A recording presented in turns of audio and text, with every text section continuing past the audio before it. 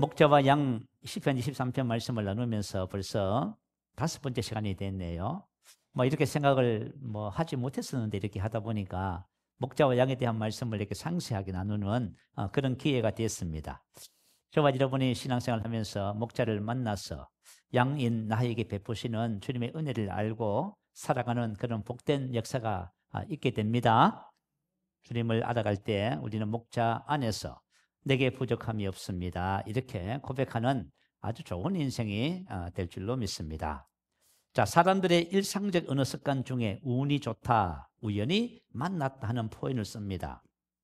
우리가 어떤 일에서 설명하기 어려운 상황을 간단히 표현하기 위해서 이렇게 운이 좋다, 우연히 만났다 이런 표현을 쓰지요.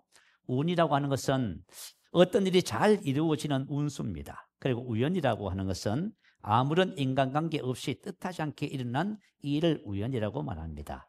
철학적으로 어떻게 우연을 설명을 하냐 하면 아리스토텔레스가 이렇게 말을 했어요.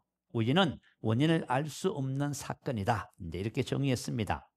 그러나 성경은 이것을 금지하고 있어요. 우연이나 운을 금지하고 있고요. 왜 그러냐면은 세상을 창조하신 하나님께서 선하신 거룩한 당신의 뜻과 목적에 따라 이 세상을 섭리하고 계시기 때문에 그렇습니다. 그래서 우리 기독교인들은 하나님의 섭리를 믿어요. 왜냐하면 선하신 하나님께서 이 세상을 창조하셨어요. 창조하신 하나님이 세상을 창조하신 후에는 지속적으로 보존하시고 인도하시고 또 통치하신다는 것입니다. 오늘 우리가 함께 나눌 말씀은 바로 이 말씀입니다. 오늘 하나님께서 우리 인생의 삶에 섭리하시는 하나님의 은혜를 함께 나누겠습니다. 나의 삶에 역사하시는 하나님의 섭리, 이것을 우리가 잘 알 때 우리는 항상 기뻐하고 쉬지 않고 기도하고 범사에 감사하는 그런 삶을 살아갈 수 있게 되어집니다. 하나님은 이 세상을 운이나 우연에 맡겨놓지 않았습니다. 그래서 우리가 하나님의 섭리를 아는 것이 얼마나 중요한지를 몰라요. 자, 우리 첫 번째, 내 평생의 선하심. 내 평생의 선하심이 반드시 나를 따르리니. 내 평생이라고 하는 것은 저와 여러분이 이 세상에 태어나서 사는 모든 날들을 내 평생이라고 하지요. 여러분이 어머니 뱃속에서부터 시작했어요. 어린아이 시절, 중고등, 대학 청년의 시절, 그리고 장년과 우리가 나이가 아무리 많은 노년의 시절이라 할지라도 저와 여러분의 평생의 삶에 하나님께서 우리 삶에 역사하는 은혜가 있어요. 오늘 그 은혜를 오늘 발견하고 깨닫게 됩니다. 예레미야서 1장 5절에 보면 내가 너를 모태에 짓기 전에 너를 알았고 내가 태에서 나오기 전에 너를 성별하였고. 다시 말하면 저와 여러분이 대한민국이라고 하는 이 땅, 여러분의 부모님 배 안에서 이렇게 탄생되어지는 모든 가정 그 전부터 하나님은 어떻게 하셨다고요? 알고 계셨다. 우연이나 운이 아니었다는 말씀이에요. 그래서 다윗은 이 하나님의 놀라운 은혜를 알았습니다. 그래서 시편 139편 16절에 다음과 같이 노래했습니다. 자, 한번 올려주시면 같이 읽어볼까요? 내 형들이 이루기 전에 주의 눈이 보셨으며 나를 위하여 정한 날이 하루도 되기 전에 주의 책에 다 기록이 되었나이다. 자신의 출생, 인생의 모든 싸움이 우연이나 운이 아님을 알게 된 것이지요. 모든 것이 하나님의 섭니다. 여러분 한번 생각해 보세요. 내가 이 세상에 태어나기 전에 저와 여러분이 한 날 1초도 살기 이전에 저와 여러분의 살아갈 일생이 모두 하나님의 책에 기록이 되어져 있다면 어떠세요? 놀랍지요. 그래서 우리 신앙생활은 하나님께서 우리를 위해서 예비한 길을 찾는 거예요. 길을 찾아가는 것이 신앙생활입니다. 우리가 세상적으로 성공하고 많은 것을 가지고 인기가 높아지고 행복하게 살고 그런 개념이 아니에요. 하나님께서 우리 각자에게 주어진 인생의 사명, 하나님의 뜻을 발견하고 그 길을 가는 것이 우리 인생의 길입니다. 이것을 우리가 만약에 발견한다면 우리 인생의 삶이 어떤 모습일까요? 자, 저와 여러분이 오늘 이 말씀을 통해서 그와 같은 은혜들을 발견하는 복된 역사가 있을 줄로 믿어요. 이 세상에 실수로 태어나는 사람은 아무도 없습니다. 다만 하나님을 알지 못해서 고민하고 갈등하는 거예요. 하나님을 알게 되면은 우리의 인생의 출생과 그리고 우리 자신의 모든 삶에 관한 하나님의 섭리를 발견하게 됩니다. 내 평생의 선하심 반드시 나를 따르니. 반드시 나를 따르리니, 나를 따른다는 이 말은 나를 추적하리니 이 뜻이에요. 보다 더 강하고 적극적인 표현이지요. 평생에 하나님의 선하심이 저와 여러분을 추격하는 거예요. 단순히 따르는 그런 개념이 아니고 추격하고 있는 거예요. 무엇이 우리를 추격하냐면 하나님의 선하심입니다. 이것이 바로 목자가 양에게 베푸는 은혜입니다. 자, 우리들의 삶에 작용하는 하나님의 섭리가 무엇이냐면 바로 선하심이라고 하는 거예요. 자, 저와 여러분은 늘 불안하잖아요. 불안하고 초조해요. 잘못되면 어떡할까? 늘 그렇지면 어떻게 할까? 그리고 내가 늙어서 준비하지 않으면 어떻게 살까? 늘 불안해요. 그런데 성경은 뭐라고 하지요? 저와 여러분의 일생의 삶에 하나님께서 우리의 삶을 추격하는 것이 하나 있어요. 그것이 바로 하나님의 선하심입니다.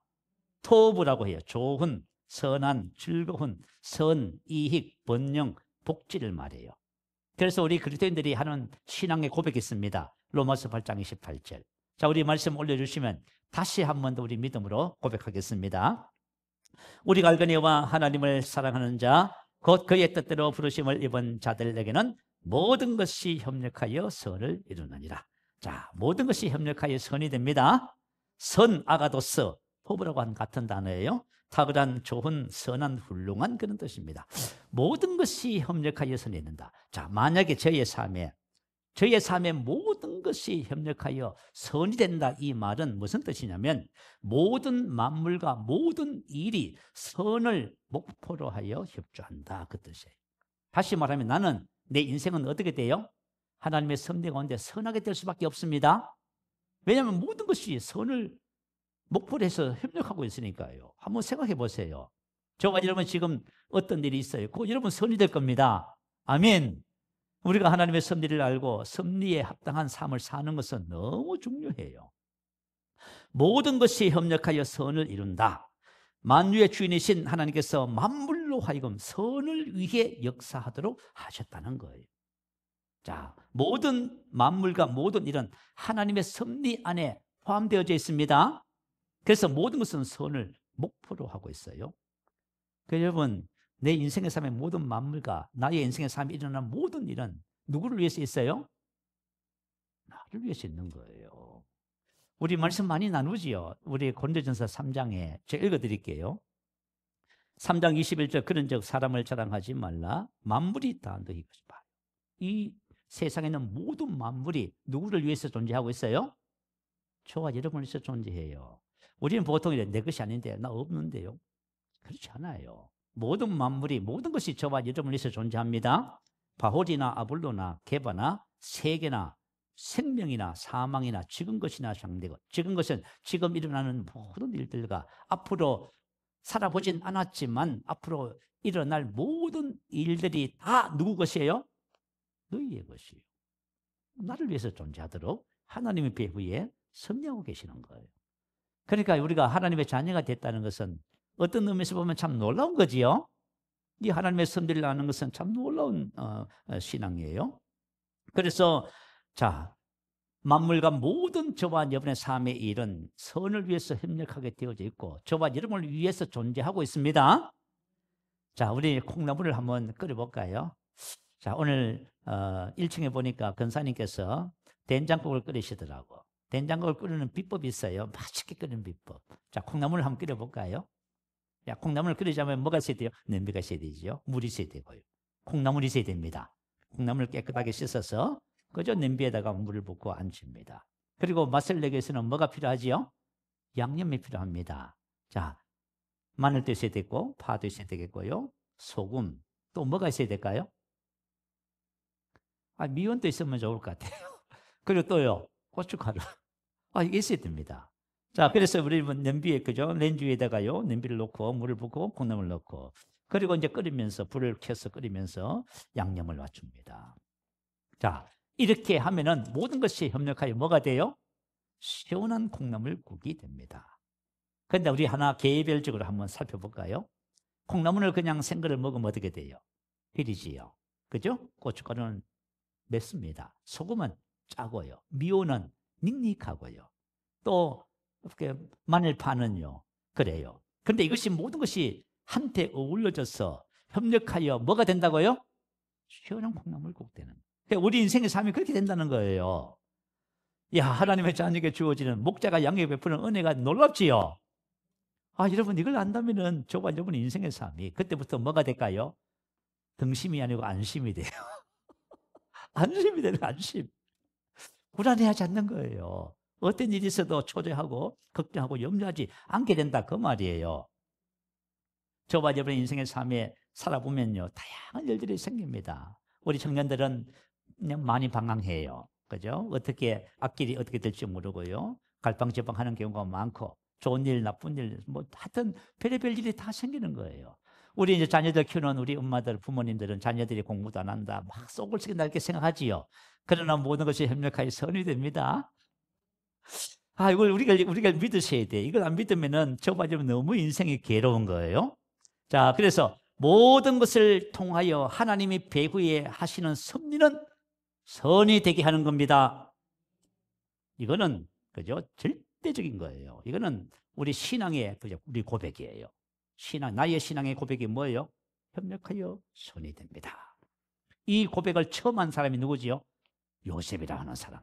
이 요셉은 창세기 37장부터 50장까지 길게 그의 인생을 소개하고 있어요. 그의 인생의 고백을 한번 들어볼까요? 창세기는 어떤 책이냐면 만물의 시작, 시간의 시작, 인류, 제2의 시작, 구원, 가정의 시작, 심판의 시작의 책이에요.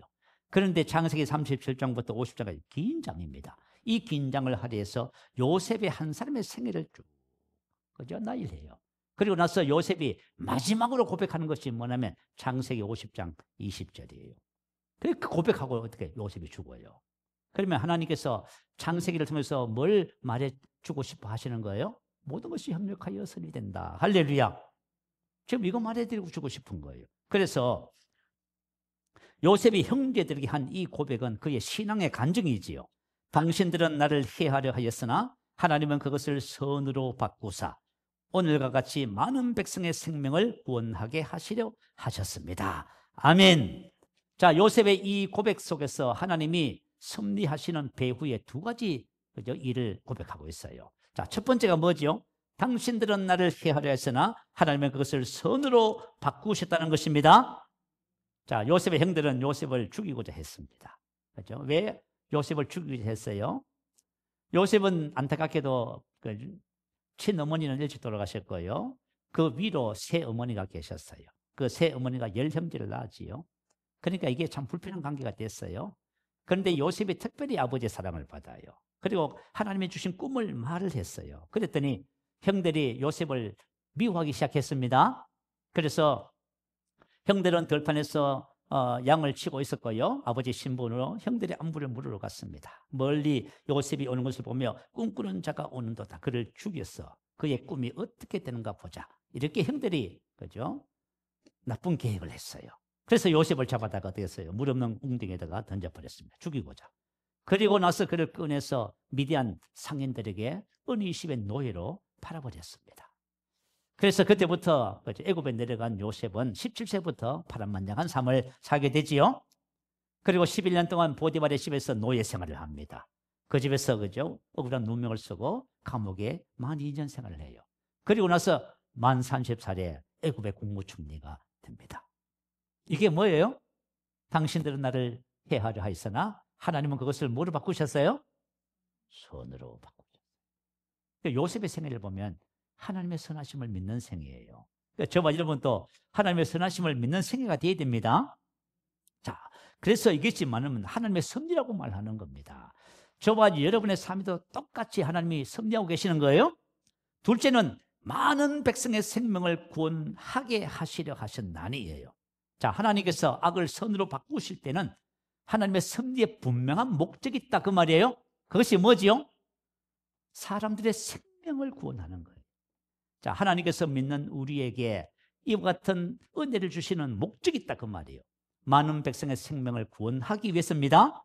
이것은 하나님의 섭리의 분명한 목적이에요. 자, 모든 것이 협력하여 선이 되게 하시는 하나님의 은혜의 목적은 우리의 삶에 섭리하시는 하나님을 어떻게 해요? 하나님을 모르는 사람들에게 보여주는 거예요. 그걸 가지고 구약 성경에는 뭐라고 표현했어요? 여호와 증인. 신약 성경에는요? 예수의 증인. 그러니까 우리 학생에서부터 시작해서 우리 권사님 연세 많으신 분 모두는 악을 선으로 만들어 가시는 하나님의 그 살아계심을 세상에 증거할 사명을 가지고 살아가는 거예요. 이거는 보편적인 이건 사명이에요. 이건 예배가 없어요. 하나님은 나의 삶에도 반드시 악을 선으로 만드십니다. 그것을 통해서 하나님의 살아계심과 영광을 나타내실 거예요. 그래서 요셉의 삶의 특징은 이랬어요. 창세기 39장 2절 3절에 보면 여호와께서 요셉과 함께 하심으로. 그는 종이었어, 노예였어요. 그런데 그의 삶은 뭐죠? 하나님의 섭리가 그의 삶에 역사하고 있는 거예요. 그랬더니 그의 주인이 여호와께서 그와 함께 하심을 보며 봐요. 모든 것이 협력하여 선이 되게 하시는 하나님의 은혜는 결국 많은 백성을 구원하기 위한 하나님의 계획입니다. 여러분, 이와 같은 목적이 각자의 삶에 이루어져야 되는데, 자, 그러면은 이와 같은 하나님의 계획이 이루어지기 위해서는 우리가 해야 할 일이 있어요. 이걸 반드시 해야 됩니다. 이것을 만약에 모르면은 하나님께서 우리 삶의 배후 역사는 이 섭리의 뜻이 이루어지지가 않게 되어져요. 어떤 사람들은 이 세상이 운이나 우연에 의해 따라 움직인다고 생각을 해요.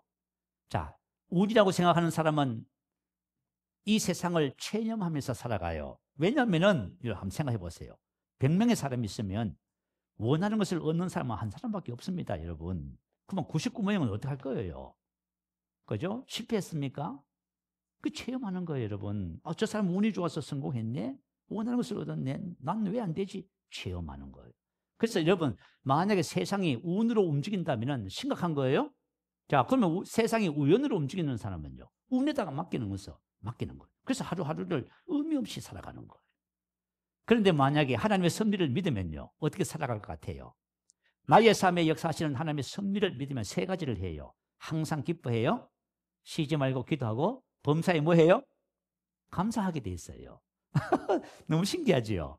자, 이게 왜 중요한지, 그죠? 이게 저와 여러분이 인생의 삶을 살면서 하나님의 섭리를 믿으면, 나의 삶의 배후 역사는 하나님의 섭리를 믿으면 이 세 가지를 해요. 이 세 가지를 하면은 하나님의 섭리를 통해서 저와 여러분이 악이 선이 됩니다. 그리고 선하게 하시는 하나님의 영광을 세상 가운데 우리가 드러낼 수가 있게 되어져요. 여러 가지 시험의 때, 환난의 때, 고난의 때, 재정적인 어려움의 때에 어떤 사람들은 원망을 하며 불평하며 낙심해요. 자, 어떠세요? 여러분, 우리가 이제 살아보니까 어때요? 만만치 않잖아요. 세상 일은 참 어려워, 그죠? 그때 보면 대부분의 사람들이 원망, 낙심, 좌절하고 불평을 하기 시작해요. 그러면은 망하게 된다고 성경은 기록해요.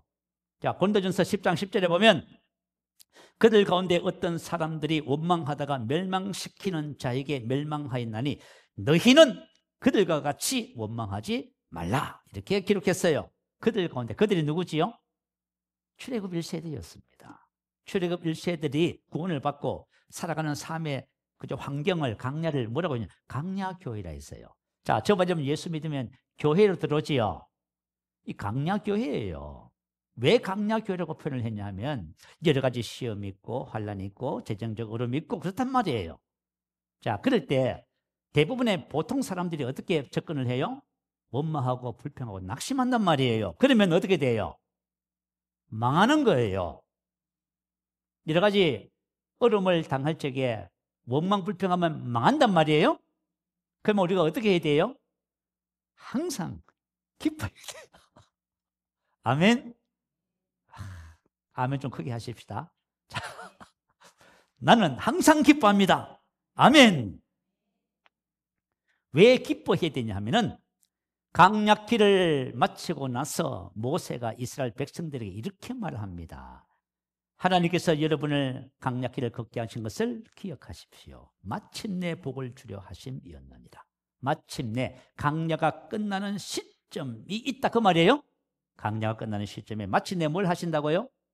복을 주신다는 거예요. 강야는 결국 뭐지요? 복을 받을 그릇을 빚으시는 거예요. 자, 여러분 만약에 그런 거 있잖아요. 내가 복 받을 그릇도 안 됐는데, 그죠? 뭔가를 가졌다고 쳐봐요. 그럼 어떻게 될 것 같아요? 만약에 준비가 안 됐는데 여러분을 통해서 죽은 자가 막 살아나면 어떡할 거예요, 여러분? 감당이 돼요? 여러분 아마 교만해져서 지옥 갈 거예요. 주여. 이게 여러분 우리가 인생의 삶이 부해주고 성공하고 이게 문제가 아니란 말이에요. 지금 무슨지 알겠지요? 우리 재정에 대한 말씀을 나누면서 왜 하나님께서 우리 재정에 가난을 허락해 주세요? 준비하는 기간이에요. 반드시 하나님은 우리를 축복하실 때에 안전한 모든 과정을 통해서 축복하시는 거예요. 자, 이거 하나님의 섭리를 믿으시면 아멘. 자, 그래서 마침내 복을 주려 하십니다. 자, 왜 우리가 그죠? 이렇게 어려움을 만나도 항상 기뻐하냐면, 범사에 감사하냐면 하나님의 섭리를 믿기 때문에 그렇습니다.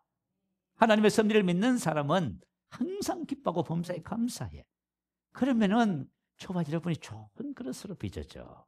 근데 원망하고 불평하고 낙심하면요, 여러분 그릇이 망가져 버려요. 마음이 병들어 버려요. 악해져 버려요. 그러면 이거는 그죠? 어떻게 할 방법이 없어요. 자, 야고보서 1장 2절 4절에 보니까요, 내 형제들아 너희가 여러 가지 시험을 당하거든 온전히 기쁘게 해라.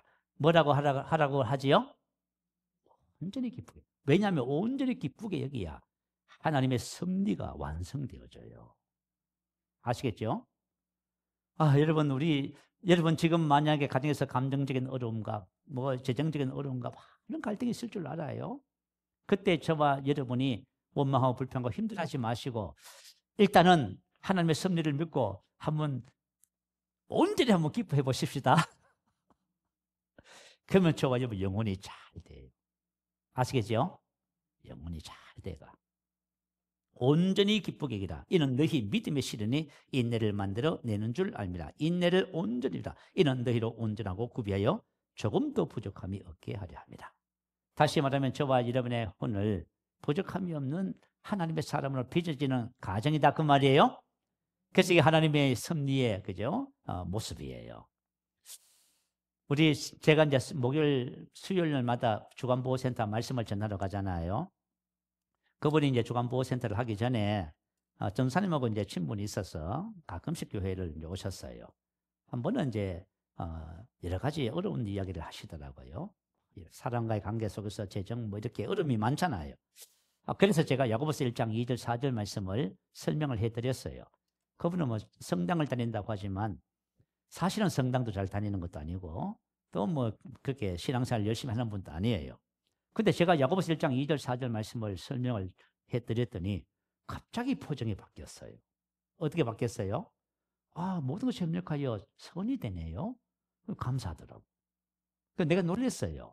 보통 사람들은 그거 설명을 해주면 그냥 듣고 말잖아, 그죠? 여러분, 하나님의 말씀을 전해드리면 반응하는 사람이 있단 말이에요. 아시겠죠? 여러분, 반응하시기 바래요. 하나님의 말씀은 진리이기 때문에 반응하면 그대로 돼요. 반응 안 하면요, 그냥 듣고 마는 거예요. 그냥. 왜 우리 나의 삶에는 이렇게 하나님의 선하심이 그죠? 드러나지 않습니까? 반응을 안 해서 그래요. 그래서 내가 참 귀하다. 그죠? 저분이 뭐 그냥 성당 제대로 다니는 것도 아니고 그냥 명목상 난 성당 다녀요. 이렇게 천주교 이렇게 하시는 분이에요.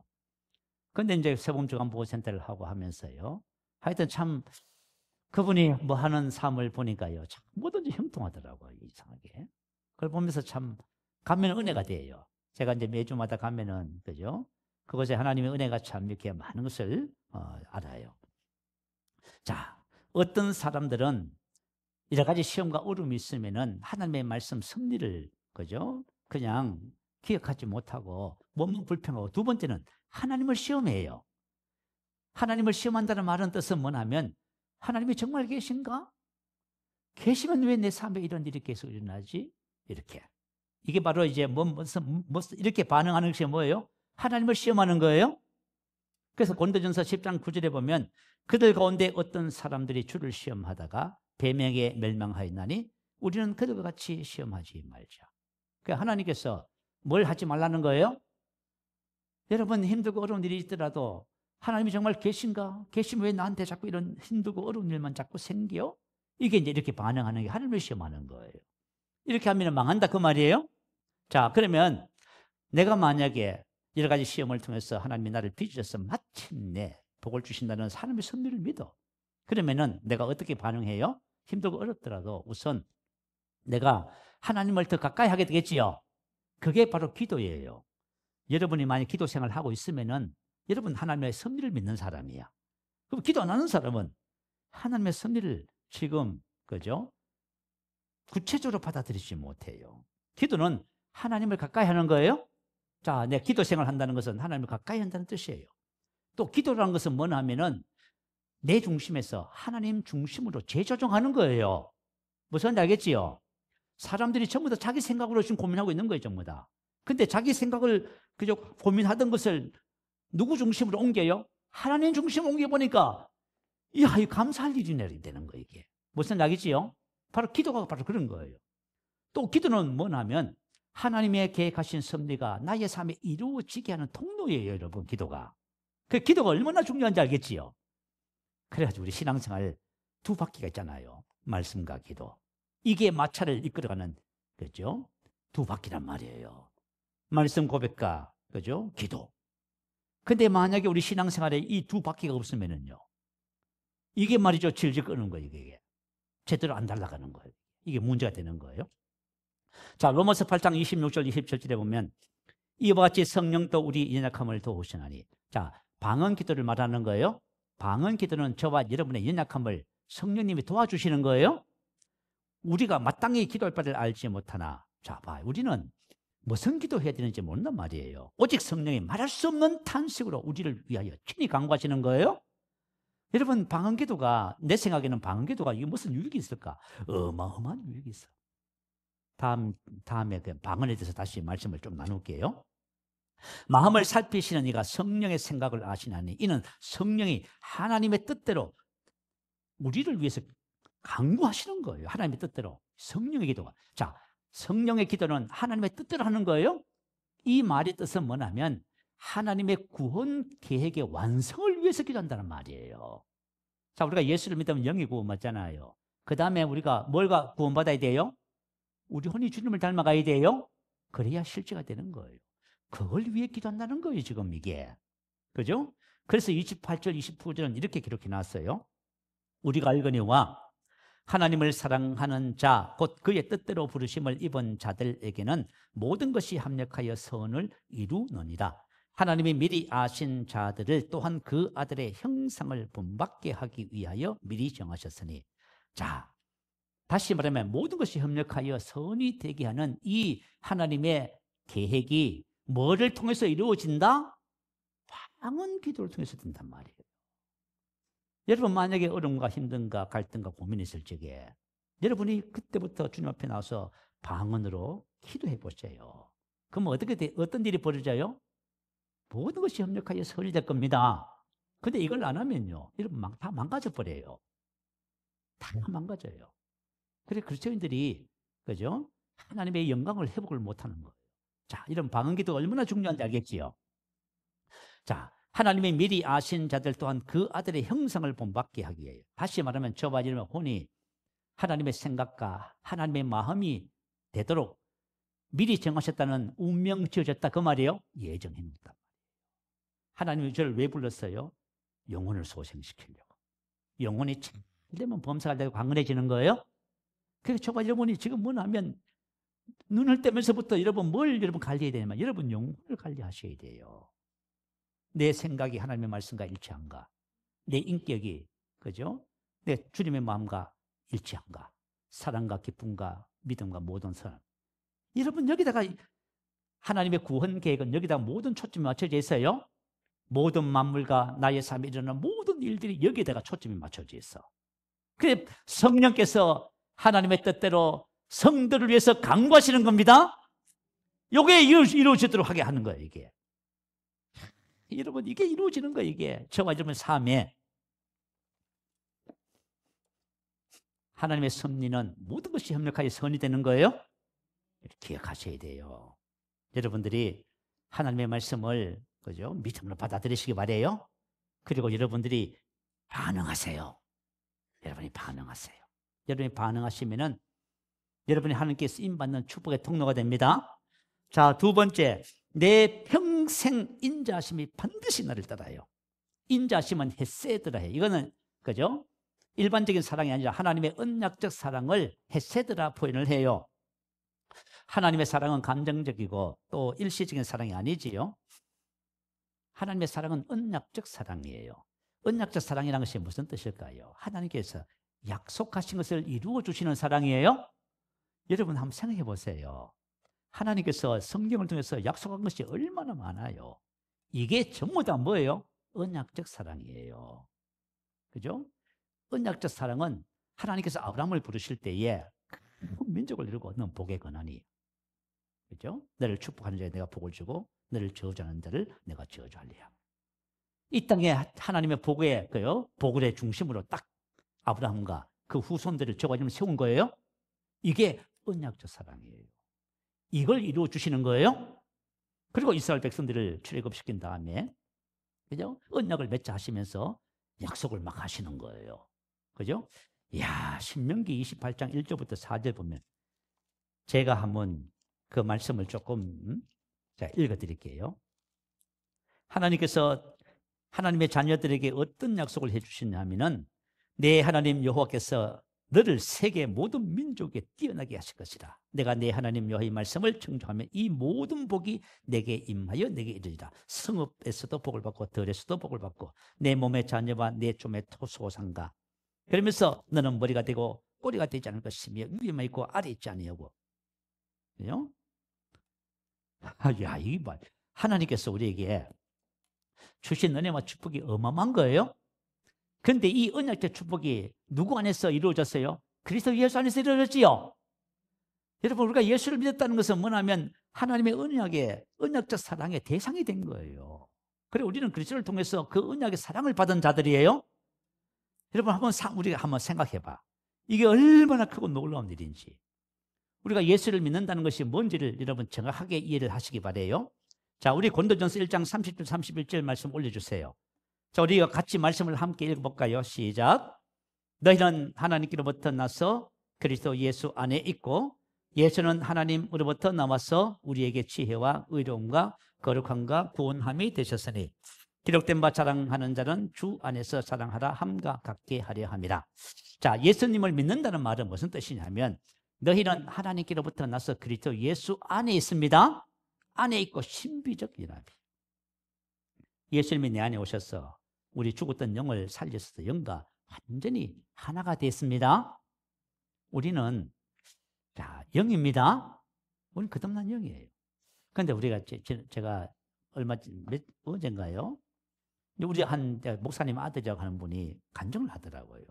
근데 이분이 의문이 하나 생겼대. 영이 뭘까? 아니, 목사님 아들 연세가 나이도 좀 들어 보이는데요. 영이 뭘까라고 고민을 했다는 거예요. 그러니까 참 우리가 신앙생활을 하면서 하나님의 능력도 체험하고 은혜도 다 해. 그런데 우리가 신앙의 본질적인 것들을 모르고 살아가요.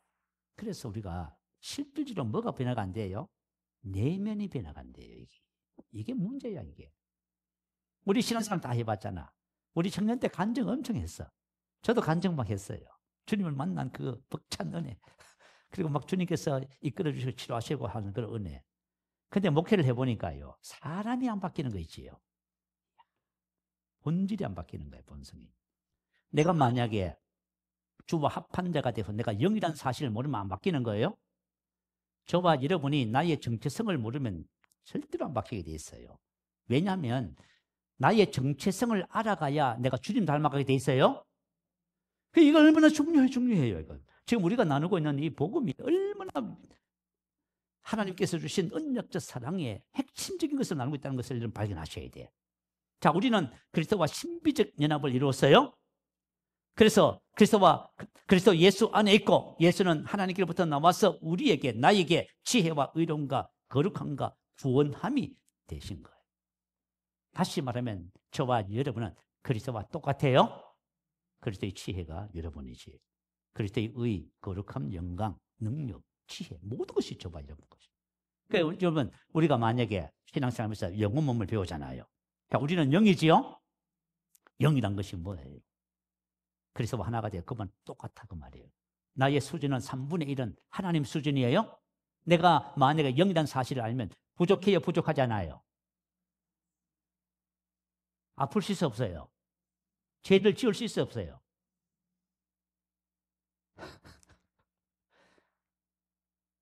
못하겠다는 말이 뭐예요? 안 된다는 말이 무슨 말이에요? 나를 모르는 거야 아직까지. 이렇게 영이라고 얘기를 해도 모르는 거예요 지금. 그러니까 저와 여러분 눈에 보이지 않지만 영입니다. 주합해 있고요. 이 영은 말씀에서 말하는 거하고 똑같아요. 그러니까 이걸 알아가야, 이걸 알아가는 게 신앙생활이에요. 이걸 알아가면 누굴 닮아가요? 주님 닮아가요. 그런데 언약적 사랑, 내 안에 계신 예수 그리스도는 이 언약적 사랑 영원한 사랑이에요. 우리가 포기하지 않는 이상 절대로 주님은 포기하지 않아요. 이게 놀라운 사랑이에요. 그리고 이 사랑은 차별이 없습니다. 저와 여러분과 앤드루 워메 목사님과 크리스 목사님과 똑같아요. 아시겠죠? 그분은 더 많이 받고 나는 적게 받고 그게 어디 있어요? 차별이 없다고 했는데. 저와 여러분이 받은 의 거룩함은 차별이 없습니다. 능력과 지혜는 차별이 없어요. 똑같아요. 우리 똑같은 것을 받은 거예요.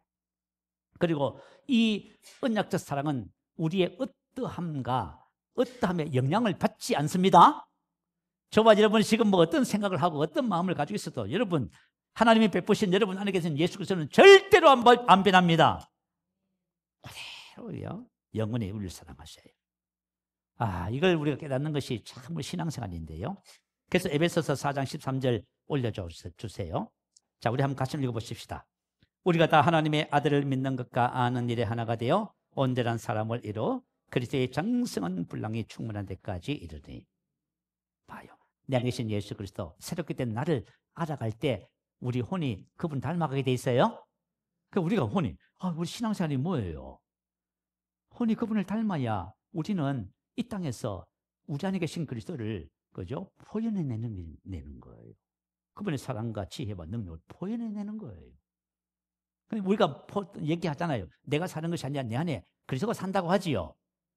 그런데 내가 사는 것이 아니라 내 안에 그리스도가 산다고 백날 얘기해봐야 소용없어요. 뭐냐면 저와 여러분의 혼이 주님을 닮아야 주님을 그대로 표현하게 돼 있어요.